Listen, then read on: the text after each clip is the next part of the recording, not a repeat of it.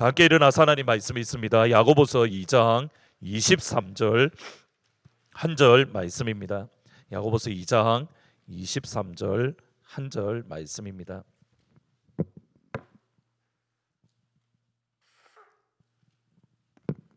야고보서 2장 23절 한 절 말씀입니다. 같이 있습니다. 시작. 이에 성경이 이른바 아브라함이 하나님을 믿었으니 이것을 의로 여기셨다는 말씀이 이루어졌고 그는 하나님의 벗이라 칭함을 받았나니.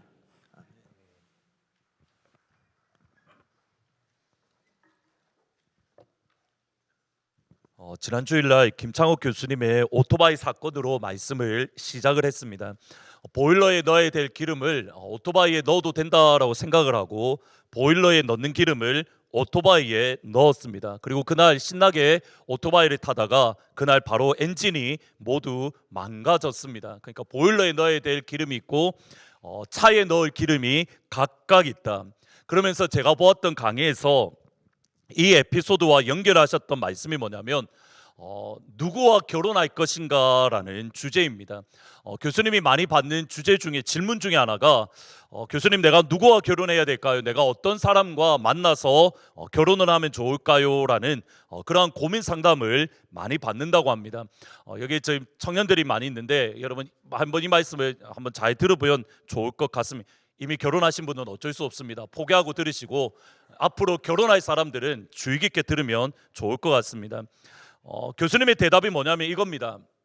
그 사람과 데이트한 이후에 또는 그 사람과 대화를 한 이후에 내가 충전되었다라고 느낌을 받는다면 또는 그 사람과 만난 이후에 내가 힘이 열었고 격려를 받았다라는 느낌을 받는다면 그 사람은 결혼해도 좋은 대상자라고 말을 합니다. 반면에 그 사람을 만나고 나면 왠지 모르게 힘이 빠지고 그 사람과 데이트하고 나면 왠지 모르게 마음이 무거워지고 에너지가 잃고 빠졌다라는 그런 느낌을 받는다면 외적인 조건이 아무리 좋아도 잘생기든 못생기든 또는 집안이 좋든 능력이 있든 상관없이 그 사람과 데이트한 이후에 내가 힘이 빠진다 또는 내가 에너지를 잃는다 이런 느낌을 자주 받으면 결혼 상대자로 심각하게 한 번 더 고민을 해야 된다라고 말을 합니다. 나를 힘이 빠지게 만드는 사람들 또는 나를 방전시키는 사람들이 분명히 있습니다. 반면에 그 사람을 만나면 왠지 모르게 나도 힘이 생기고 또 에너지가 찰지되었다라는 그러한 느낌을 받는 사람이 있습니다. 특별히 나를 힘이 빠지게 만드는 사람, 그 사람만 만나면 이상하게 그 사람과 대화하면 이상하게 내가 에너지가 완전히 빠지고 완전히 식어졌다라는 느낌을 받는 사람 중에 특징 중에 하나가 뭐냐면 비난과 비관입니다. 여기 비난 또는 비관적인 분을 만나서 교제를 나누면 이상하게 나도 모르게 힘이 빠지고 내 안의 마음이 냉랭하게 차가워지는 것을 느낍니다. 근데 이것이 저는 일반적으로 이게 비관 또는 이것이 성격이다라고 생각하기가 쉬운데 아주대 김경희 교수님은 비난을 하는 사람들 또는 비관적인 사람들은 성격이 아니라 10년 넘게 이어져온 습관이 형성된 거다라고 말을 합니다. 그러니까 처음에 비관적인 것이 조금씩 10년 동안 이어지면서 그것이 완전히 성격이 되어서 그냥 툭 치면 비난하고 툭 치면 비관적인 말들이 나온다라고, 그러니까 성격이 아니라 습관이다라고 말씀을 합니다. 그 습관이 10년 넘도록 이어진 습관은 사실은 바꾸기가 어렵기 때문에 만약 그 상대방을 만났을 때에 내가 힘이 빠진다 또는 그 상대방을 만났을 때에 내가 방전이 된다라는 것을 느끼게 되면 한 번 더 고민을 해보라, 이러한 말씀입니다. 저희들이 여기에 대해서 심각하게 고민을 해야 되는 이유 중에 하나는 우리의 감정은 전해 주기도 하지만 전해 받기도 하기 때문에, 다시 말하면 감정은 전염되기 때문에 우리는 누구와 만나는가를 주의해야 되는 겁니다. 커넥티드 행복은 전염됩니다. 사실 일부 예배 끝나고 어떤 분이 목사님 목사님 오늘 사투리가 엄청 심했던 거 아십니까 하면서 전염됩니다 이 말을 목사님 전염이 아니라 전염입니다라고 이야기를 해서 지금 제가 발음이 너무 신경이 쓰여서 괴로운데 어쨌든 행복은 전염됩니다. 하여튼 전염이 됩니다. 책이 있는데 이 책에 하버드 대학 교수님이 쓰신 책입니다. 근데 10년에 넘쳐 걸쳐서 연구의 결과인데 이 책의 부제를 보면 무슨 말이 하고 싶은가 분명하게 알 수 있습니다. Connected, 연결됨, The surprising power of our social network, 우리의 사회 관계망 또는 우리의 관계가 가지는 놀라운 능력들 and how they shape our lives, 그 관계망, 그 관계가 우리의 삶을 어떻게 형성하는가, 그 다음이 중요합니다. How your friends affect everything you need, you think, you do, you feel. 당신이 생각하고 느끼고 또 행동하는 모든 것들에 당신의 친구의 친구가 영향을 준다. 이것이 이 책의 부제입니다.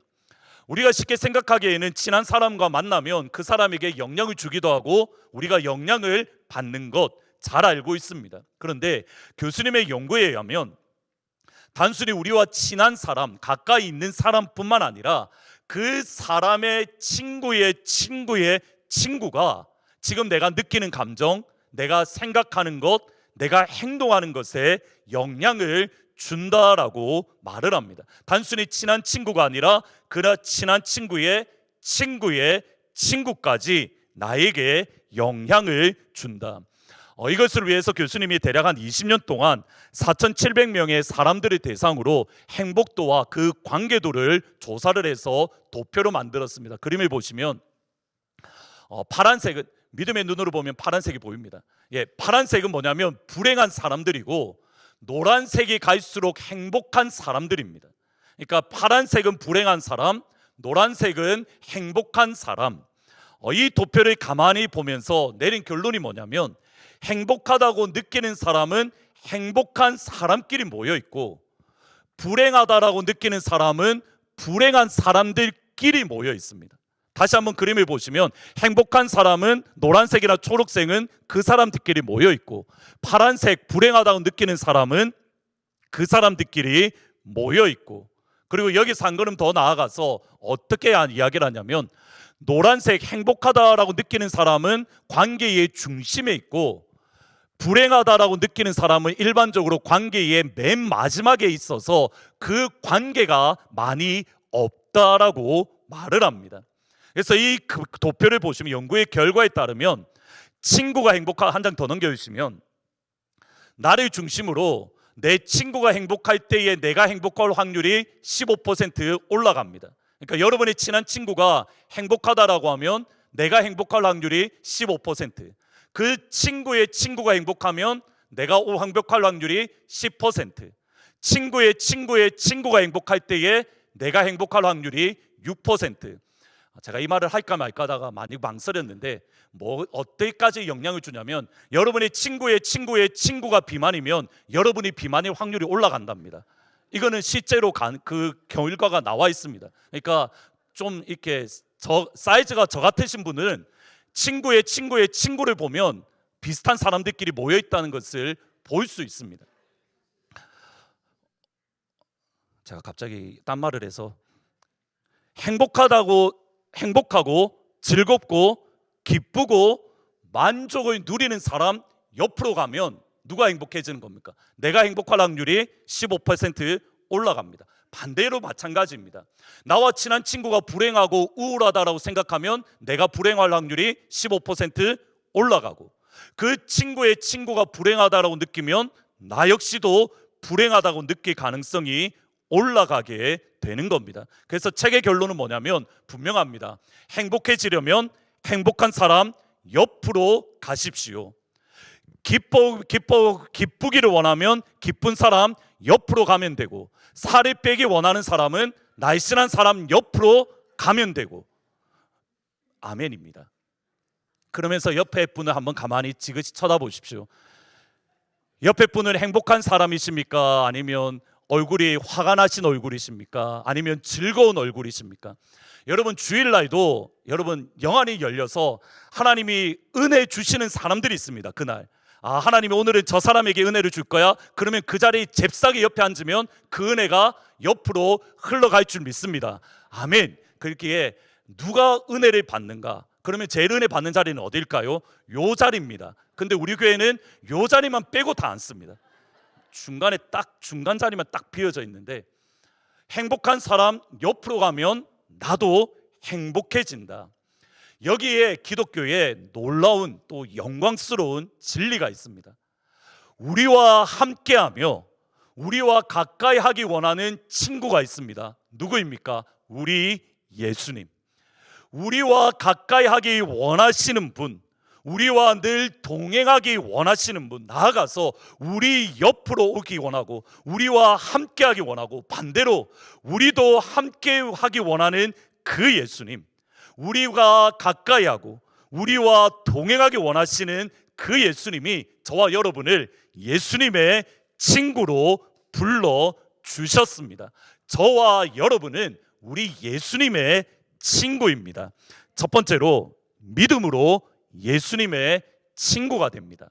믿음으로 예수님의 친구가 되어집니다. 아브라함은 하나님의 친구 또는 하나님의 벗으로 불려집니다. 몇 명이 있는데 아브라함 같은 경우에는 나의 친구다, 나의 벗이다. 여러분, 이거 생각만 해도 너무 영광스럽습니다. 내 친구가 누구라는 겁니까? 창세기 1장에 말씀으로 천지를 창조하신 하나님이 너는 나의 친구야. 말씀으로 천지를 창조하시고 말씀으로 천지를 운행하시고 말씀으로 천지를 이끌어 가시는 하나님이 저와 여러분을 향하여 너는 나의 친구이다. 이유는 아브라함의 믿음 때문입니다.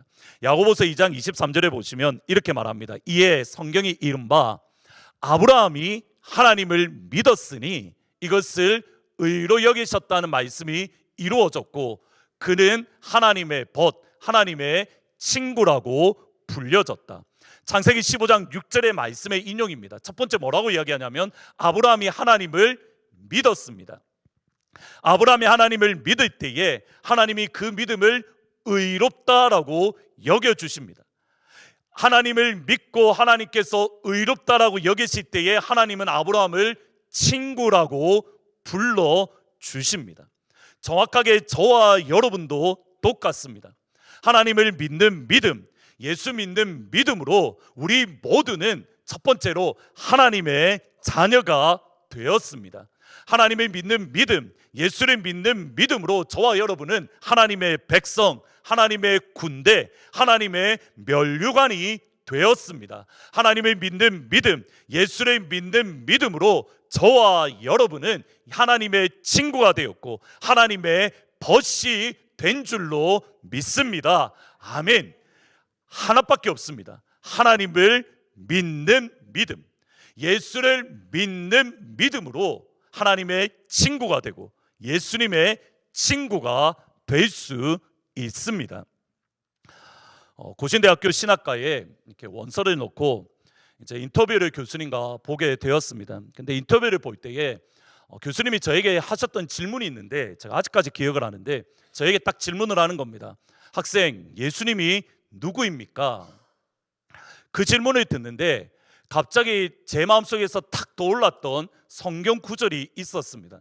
요한복음 15장 14절 15절 같이 한번 읽어보십니다. 시작. 너희는 내가 명하는 대로 행하면 곧 나의 친구라.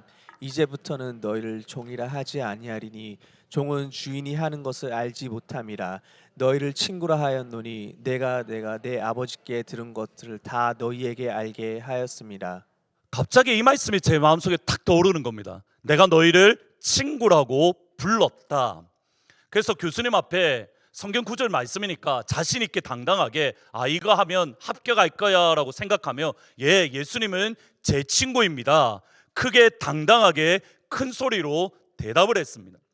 예수님이 제 친구입니다 라는 말을 듣자마자 교수님이 뭐라고 하냐면 벌컥 화를 내면서 하나님이 예수님을 지 친구라고 했다고, 이런 불경건한 학생이 어디 있냐고, 이런 버릇없는 학생이 어디 있냐고 엄청 혼을 내시는 겁니다. 성경 말씀에 나오는 말씀을 이야기했는데 예수님이 왜 네 친구냐고 이렇게 말씀을 하시니 고3 때니까 갑자기 당황하고 얼굴이 벌개져서 그 다음에 질문을 하시는데 그 다음부터 머리가 백지가 된 겁니다. 대학교에 입학에 인터뷰를 말 그대로 엉망으로 쳤으니 이제 떨어졌구나, 신학과 떨어졌구나, 사실 그렇게 생각을 했습니다. 한편으로는 마음이 참 어려웠는데, 왜냐하면 대학교를 떨어진다라고 생각을 하니까 마음이 어려웠는데 한편으로는 또 은근히 기분이 좋았습니다. 왜냐하면 제가 하나님 앞에 말했던 게 뭐냐면 딱 이렇게 수시를 넣었었는데, 일반 전형이 아니라 수시를 넣었었는데, 수시 전형 고신대 신학과 원서를 딱 넣으면서 하나님 앞에 제가 일방적으로 통보했던 게 있습니다. 하나님, 제가 수시를 넣기는 넣는데 합격하면 제가 목회자로 부른 줄 알고 다니겠습니다. 떨어지면 저는 신학과 안 갑니다. 저는 그때부터 사범대 갈 겁니다. 그러니까 합격하면 학교 갈 거고 목회할 거고, 떨어지면 이제 저는 교사할 겁니다. 하나님 알아서 하십시오. 일방적으로 통보했습니다. 근데 인터뷰를 엉망으로 치고 교수님이 화까지 냈으니 당연히 떨어질 줄 알았는데 수시 합격에 전형에 합격을 한 겁니다. 나중에 저하고 친한 친구가 있었는데 그 친구랑 이런저런 이야기를 하다가 한 1년쯤 지난 이후에 이제 서로가 친하니까 수능 점수가 궁금한 겁니다. 야, 니 몇 점 받았냐? 너 이렇게 그 정도 받았다고 하길래 저도 몇 점 받았다고 제가 먼저 이야기해 줬거든요. 그 친구가 몇 점 받았는데 저보다 1점 작은 겁니다. 근데 자기는 수시 넣었는데 떨어졌답니다. 그것을 듣는 순간 내가 수시에 꼴찌로 합격했구나라고 생각을 하게 되었고, 어쩔 수 없이 목회를 가야 되겠구나. 여러분들은 저를 이렇게 보시겠지만 하나님이 어쨌든 목회 가라고 꼴찌로 딱 합격시켜 놓은 사람이 제가 그런 사람입니다. 어쨌든 이제 빼도 박도 못하고 수시에 합격을 했으니까 신학과를 가는데 3학년 때에 그 교수님 수업을 들은 겁니다. 신약학 수업인데 필수니까 진짜 듣기 싫었는데 피해 다녔는데 과목이 하나밖에 없으니까 그 교수님 수업을 들었는데 신약학 수업입니다. 복음서에 대해서 쭉 설명하면서 예수님이 하나님입니다, 예수님은 창조주입니다, 이 부분을 쭉 설명하다가 또 벌컥 화를 내시는 겁니다. 몇 년 전에 인터뷰를 보는데 어떤 학생이 예수님이 누구냐고 하니까 지 친구라고 말한다면서 수업 시간에 그런 버릇없는 학생이 있다고, 그 학생이 붙었는지 모르겠는데 진짜 불경견하다고 전 줄 몰랐던 겁니다. 그 말을 또 벌컥 화를 내시는 겁니다. 참고로 저 그 수업 A 받았습니다. 지금 같으면 교수님 요한복음에 있잖아요 할 건데, 그때는 그 교수님이 이렇게 저희 학교의 전설 같은 분이거든요. 막 돌 던지고 데모하는 학생들 앞에 너네들 뭐하냐고 화내시면서 들어와서 수업 들으라고, 전설 같은 분이기 때문에 황창기 교수님이라고. 그래서 무서워서 아무 말도 못하고 그냥 찍소리 안 하고 듣고 있었는데, 지금 같으면 이렇게 말할 겁니다. 교수님, 예수님이 저보고 친구라고 했는데요. 여러분 기억하셔야 됩니다. 예수를 믿는 믿음으로 저와 여러분은 예수님의 친구가 되었습니다. 말도 안 되는 일입니다. 하나님이 나 같은 사람을, 예수님이 나 같은 사람을 친구로 불러주신다? 말도 안 됩니다. 근데 그 말도 안 되는 일을 하나님은 저와 여러분에게 이루어 주셨습니다. 여러분이 나가요 예수님은 이 시간 여전히 말하고 있습니다. 너는 나의 친구라. 이번 한 주간 당당하게 어깨 펴고 말하십시오. 천지를 창조하신 하나님이 내 친구입니다. 천지를 말씀으로 창조하신 예수님이 나의 친구입니다. 예수님이 내 친구인데 여러분, 우리 어깨 펴도 되잖아요. 자신 있게 이 땅을 살아가도 되잖아요. 한 걸음 더 나아가서 천지를 창조하신 하나님이 내 아빠인데 어깨 펴도 되잖아요.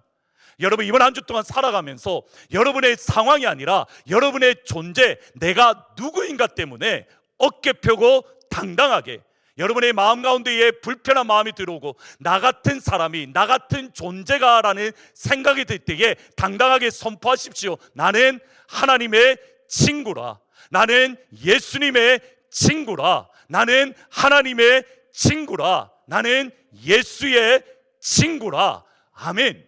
하나님은 저와 여러분을 하나님의 친구로 불러주셨습니다. 아멘. 그리고 여기서 한 걸음 더 들어가야 됩니다. 두 번째로, 하나님이 마음을 터놓는 친구가 따로 있습니다. 하나님의 마음을 이야기하는 친구가 있습니다.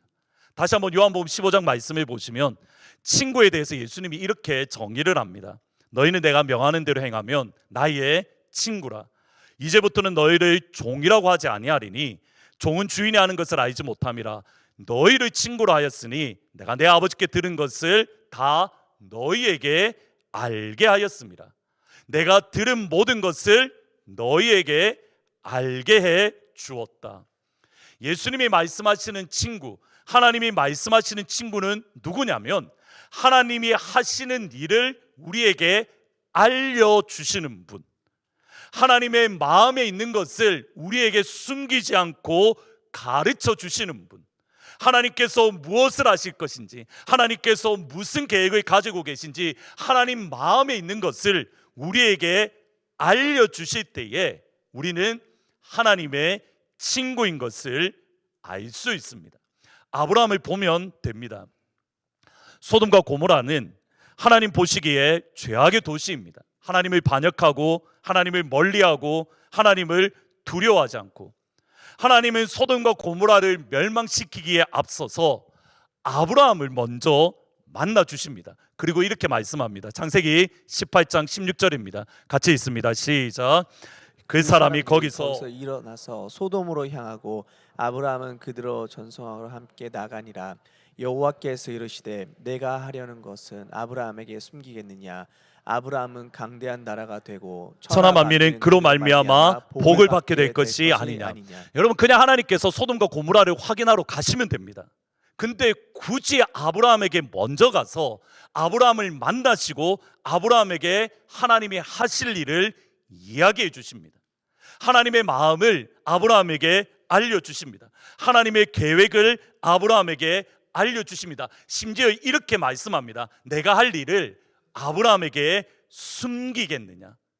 내가 지금 할 일을 아브라함에게는 숨기지 않고 내 마음을 모두 다 이야기해 줄 거야. 이것을 위해서 나는 아브라함을 친구로 불렀어. 하나님께서 하실 모든 일들을 아브라함에게 알려주셨습니다. 보여주셨습니다. 그리고 여기서 끝나지 않습니다. 그리고 나서 아브라함은 하나님이 하실 그 일에 동참했습니다. 다시 한번 보셔야 됩니다. 소돔과 고모라를 멸망하기 전에 아브라함을 찾아가셔서 아브라함에게 하나님의 마음을 다 이야기하십니다. 그리고 아브라함은 하나님의 그 일에 동참합니다. 기도로 동참합니다. 소돔과 고모라를 멸망시킬 거야 라는 음성을 들었을 때에 하나님, 의인과 악인을 동시에 멸망시키는 것은 하나님의 의로운 성품과 맞지 않습니다. 만약 그곳에서 의인 50명 찾으면 어떻게 할 겁니까? 50명 때문에 내가 멸망시키지 않을 거야. 하나님 45명 찾으면요, 하나님 40명 찾으면요, 하나님 30명은요, 하나님 20명은요, 하나님 10명은요. 하나님 앞에 끊임없이 무엇을 하고 있냐면 기도하고 있습니다. 하나님이 하시는 일을 들었고 하나님의 마음을 들었고 그 하나님의 마음과 하나님의 계획에 아브라함이 동참합니다. 여러분, 이거는 모세도 마찬가지입니다. 모세가 출애굽기에 보면 하나님의 성막에 회막에서 하나님과 친구처럼 대화했다라고 말을 합니다. 그러면서 그 위에 나오는 말씀이 뭐냐면 똑같습니다. 내가 이스라엘을 내버려 두어라, 내가 이스라엘을 멸망시킬게. 그때 모세가 하는 말이 이겁니다. 하나님, 이스라엘 백성 하나님이 택한 백성이지 않습니까? 하나님, 이스라엘 백성 멸망시키려거든 내 이름을 생명책에서 빼가십시오. 하나님 앞에 기도함으로 하나님의 일에 동참하고 있습니다. 이것이 하나님의 친구의 모습입니다. 하나님이 친구라는 것은 하나님의 일을 우리에게 가르쳐 주시는 것이고, 우리가 하나님의 친구라는 것은 기도함으로 하나님의 일에 동참하는 겁니다. 같은 시간, 비슷한 장소에 또 다른 하나님의 사람이 있습니다. 조카 롯입니다. 조카 롯에 대해서 성경은 이렇게 말합니다. 베드로후서 2장 7절에 보시면 같이 한번 읽습니다. 시작.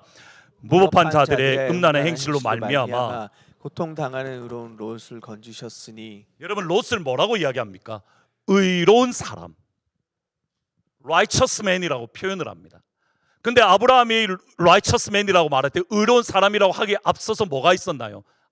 아브라함이 하나님을 믿었더니 하나님께서 그를 의로 여기셨고 하나님께서 그를 친구로 불러주셨습니다.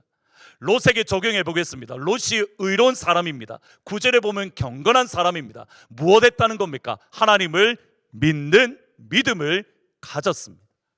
하나님을 믿는 믿음을 가졌고 그가 의로운 사람이고 그가 경건한 사람입니다. 그리고 롯에게는 하나님의 마음과 하나님의 계획을 알려주지 않습니다. 똑같이 하나님의 친구입니다. 아브라함에게는 하나님의 마음을 보여주시고 하나님의 계획을 다 가르쳐 주십니다. 또 다른 하나님의 친구인 롯에게는 하나님의 마음을 숨기시고 하나님의 계획을 알려주지 않으십니다. 똑같이 하나님을 믿는 믿음으로, 예수를 믿는 믿음으로 하나님의 친구가 되었는데 아브라함에게는 보여주시고 롯에게는 숨겨 버리시고, 여러분 이것이 정말 의아한 이유가 있습니다.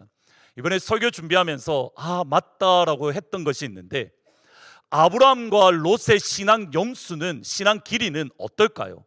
비슷합니다. 다시 한번 아브라함과 롯의 신앙을 가만히 생각해 보셔야 됩니다. 갈대아 우르 땅에서 아브라함이 원래 무엇을 했나요? 하나님을 믿은 게 아니라 여호수아 말씀에 보면 우상을 섬겼습니다. 우상을 섬기던 아브라함을 하나님께서 불러내셔서 갈대아 우르를 떠나 가나안 땅으로 이끌어 가셨습니다. 그때 누구도 같이 갔나요? 조카 롯도 같이 떠났습니다. 여러분 이 말은 아브라함이 하나님을 믿었던 기간과 롯이 하나님을 믿었던 기간이 비슷하다는 뜻입니다. 만일 아브라함이 10년 동안 예수를 믿었다면 롯도 10년 동안 예수를 믿었고, 아브라함이 20년 동안 하나님을 믿었으면 롯도 20년 동안 하나님을 믿었고, 그런데 똑같이 10년이나 20년이 지났는데 아브라함은 하나님께서 그 마음을 다 보여주시는 하나님의 절친한 친구가 되었고, 롯에게는 하나님의 마음을 가리시고 하나님의 마음을 숨기는 그러한 거리가 있는 친구가 되었고, 똑같이 하나님을 믿는 연수가 비슷한데 전혀 다른 신앙의 깊이, 다른 신앙의 성장을 보입니다. 이것이 오늘 말씀의 핵심입니다. 세 번째로, 예수님과 접속 불량인지 확인해 보십시오. 제가 이것을 어떻게 여러분들에게 설명할까 하다가 이 표현이 가장 맞습니다. 예수님과 접속 불량인지 확인해 보십시오. 여러분 처음에 행복은 전념됩니다라는 그 결론을 떠올려 보면 됩니다. 지금 누가 우리의 친구라는 겁니까? 예수님이 우리의 친구입니다.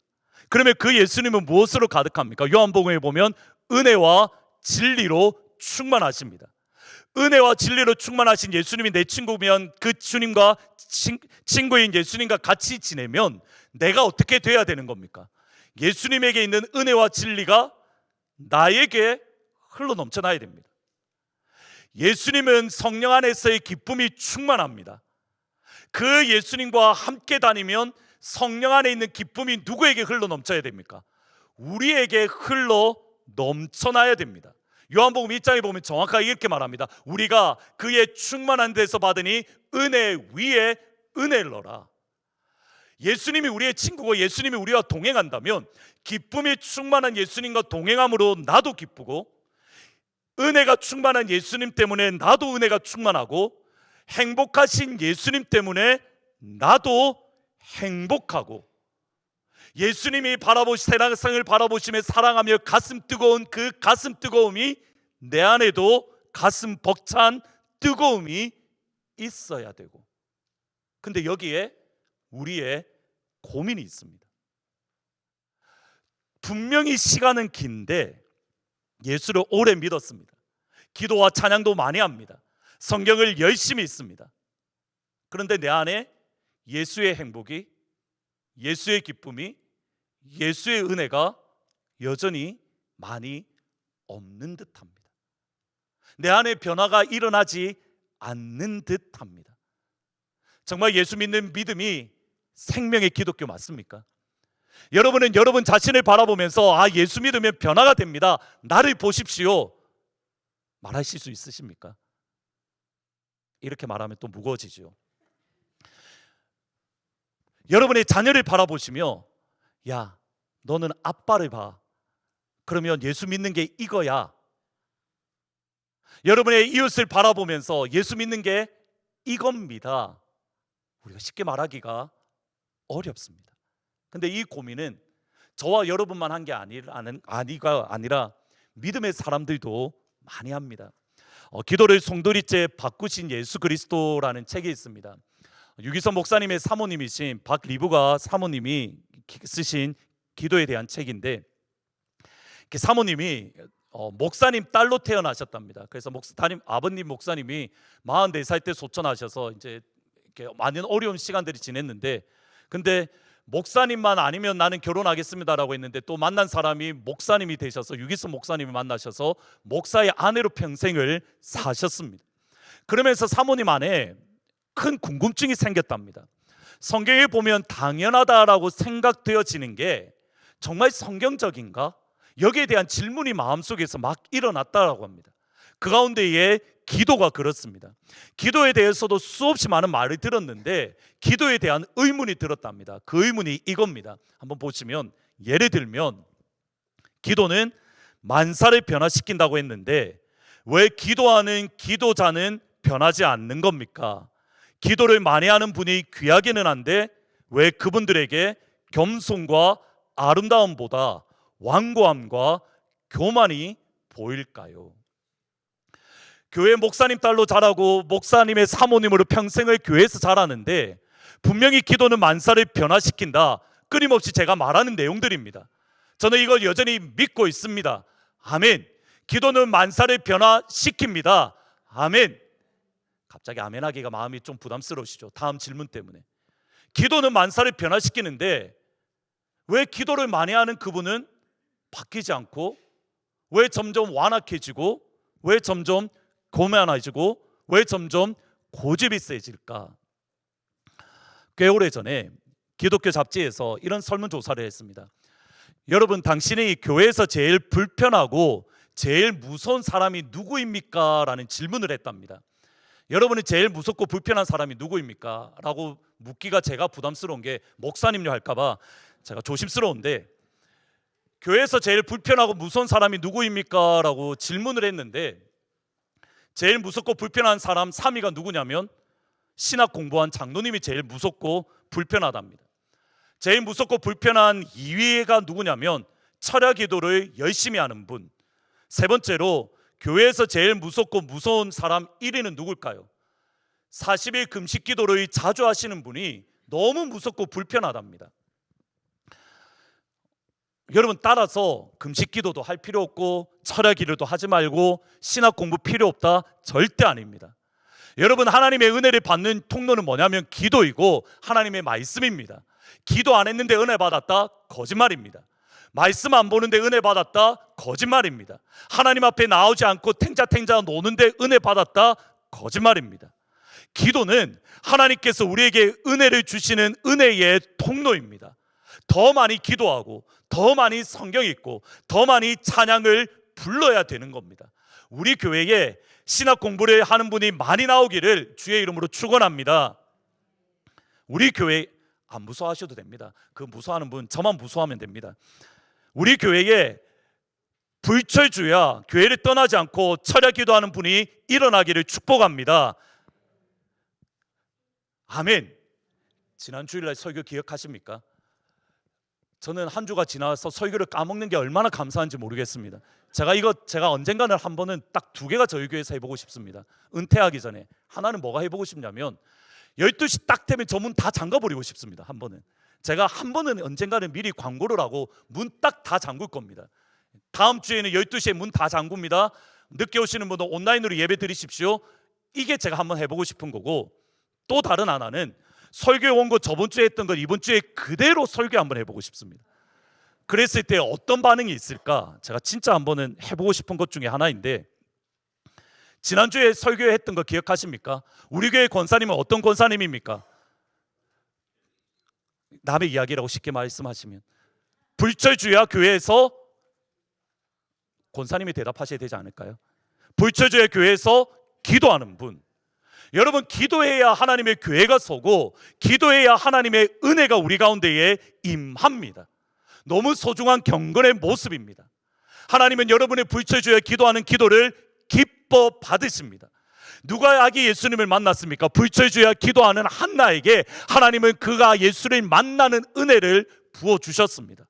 기도할 때에 주시는 은혜입니다. 그런데 불철주야 기도하는 사람이 무섭답니다.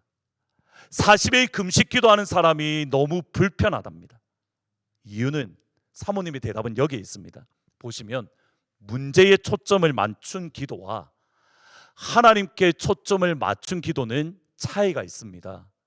문제에 초점을 맞춘 기도는 상황 탈출에 급급함으로 기도자 자신을 돌볼 여유가 없고 기도 응답에만 매달립니다. 그러기에 기도는 많이 하는데 영적 성장은 없습니다. 기도를 많이 한다고는 하는데 왜 자신은 변하지 않으면서 다른 이들을 변화시키려고 할까? 이런 의문이 들게 하는 분들이 있는 이유가 여기에 있습니다. 하나님께 초점을 맞추면 인격이 변하고 영적인 성장을 누릴 수 있습니다. 여러분, 초점이 어디에 있냐의 문제입니다. 초점이 나에게 있으면 기도는 많이 하지만 기도하는 가운데에 나의 인격의 변화가 없습니다. 기도는 하는데 내가 가득 차게 됩니다. 다시 말하면 예수님과의 연결점에 접촉 불량이 일어나게 된 겁니다. 우리가 기도하는 가운데 예수님께 붙어 있다면 예수님의 생각이 나의 생각이 되어집니다. 여러분, 이거 중요한 말씀입니다. 잘 들으셔야 됩니다. 기도하는 가운데 왜 점점점 내 생각이 많아지고 왜 점점점 고집세지고 왜 점점점 완악해지는가? 이유는 여기에 있습니다.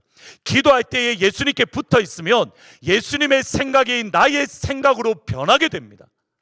그런데 예수님께 붙어 있지 않고 떨어져 있으니 예수님의 생각이 나한테 오는 것이 아니라 내 생각만 끊임없이 내 안에서 돌아가는 겁니다.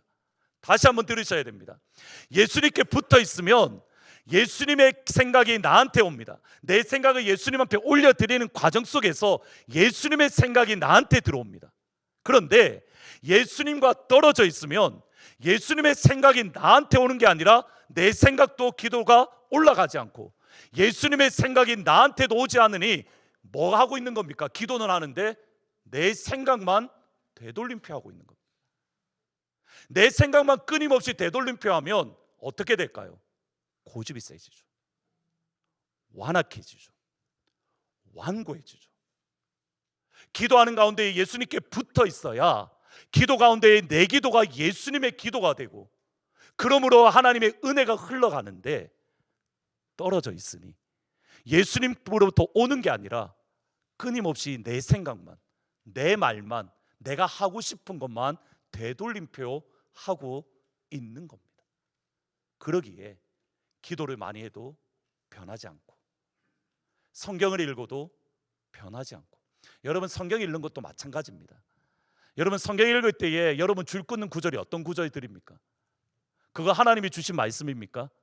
그 반대편의 말씀은요, 내가 원하는 구절만 골라서 읽으니 내 고집, 성경을 읽으면서 내 고집만 깊어지는 겁니다.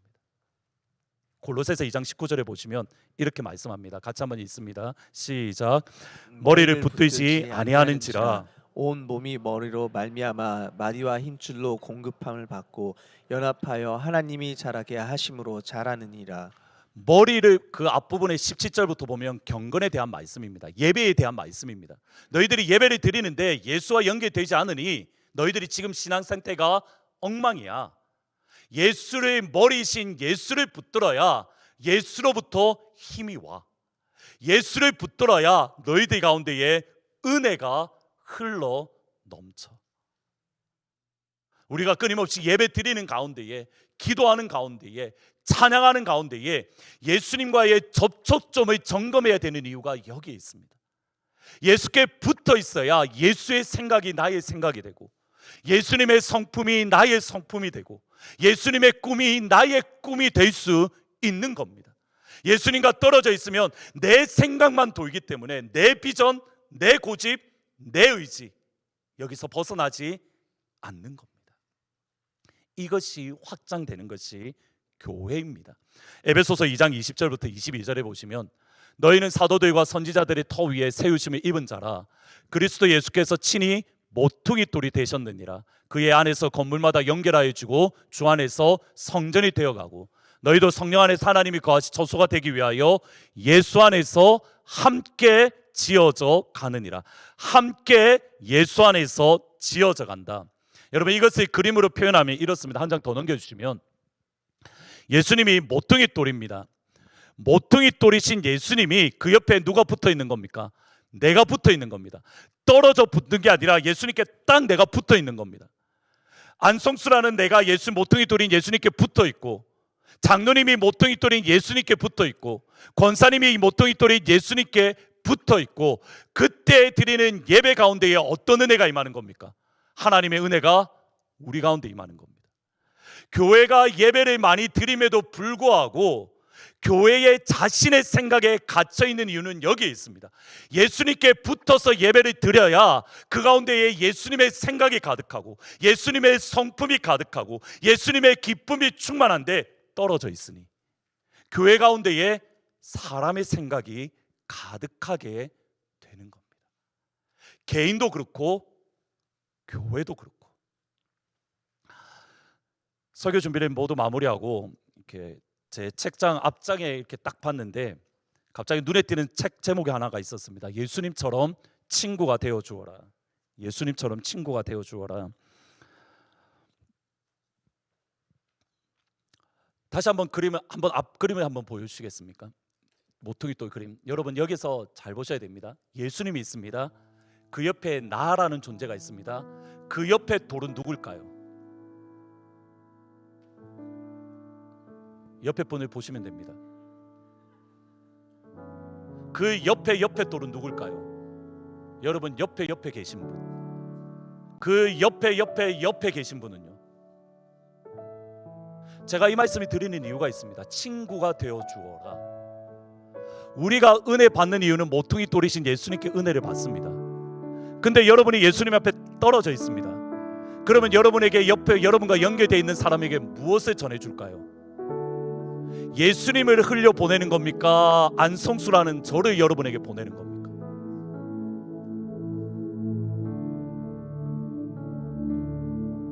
여러분은 여러분의 옆에 있는 이들에게 영적 영향력을 주는 이들입니다.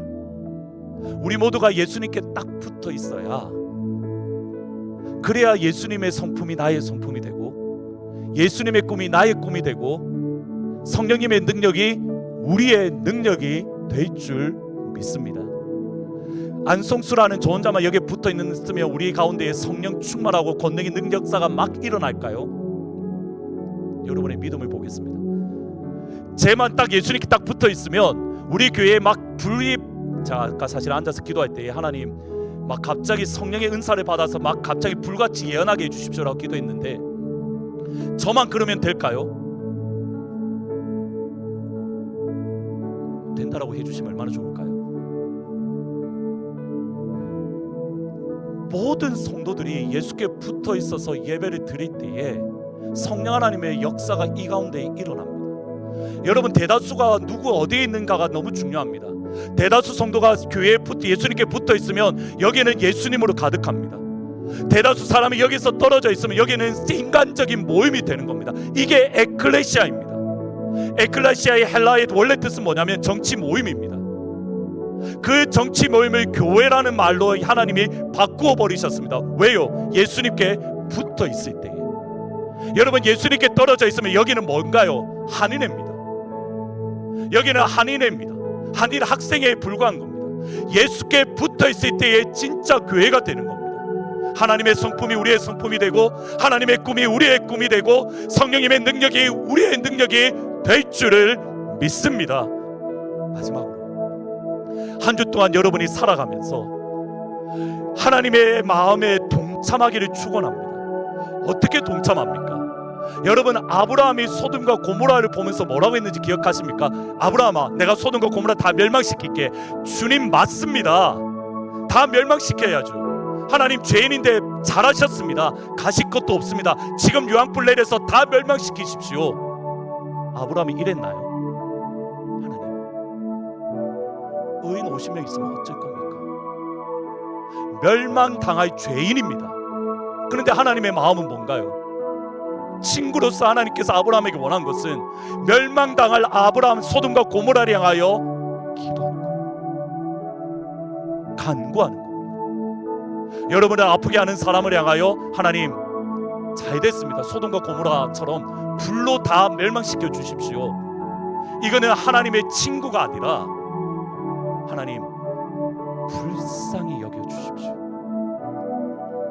하나님 그 인간 불쌍히 여겨 주십시오. 하나님 그 사람 긍휼히 여겨 주십시오. 이게 하나님의 일에 동참하는 하나님의 친구입니다. 이번 한 주간 그 하나님의 마음으로 이 땅을 살아갈 수 있는 주의 성도들이 되기를 진심으로 축복합니다.